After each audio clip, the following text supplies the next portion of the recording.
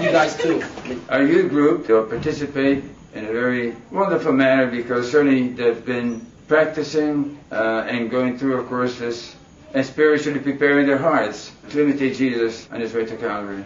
And I'm sure they'll touch people's lives as they reenact the Passion of Jesus Christ. Well, there are 14 steps, and then culminating, of course, inside the cathedral with the crucifixion. Processions, at least, have been done for the last, I would say, 39 years to 40 years. And I'm sure in different fashion it was done prior to our Hispanic people coming here. This is primarily or mostly an Hispanic community, and it's a wonderful gift for us. They're people of deep faith, and they certainly call to mind the events of Christ's passion, death, and resurrection. And this is why it's so special to them and to all of us.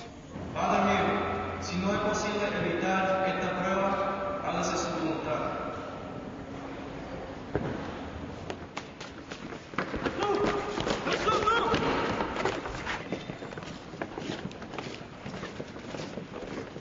We walk in Grand Street and then go down on Marshall Street and Slater Street, back down again on Main. And it's really important, I mean, for all those who believe in Christ. The youth are really the one who have assumed the responsibility of reenacting the Station of the Cross, but it's for everyone who wants to participate. But when they join us, they're certainly most welcome. It's a prayerful experience, and just walk in the streets, but it's a way of consciously reminding us of Christ's unconditional love for us.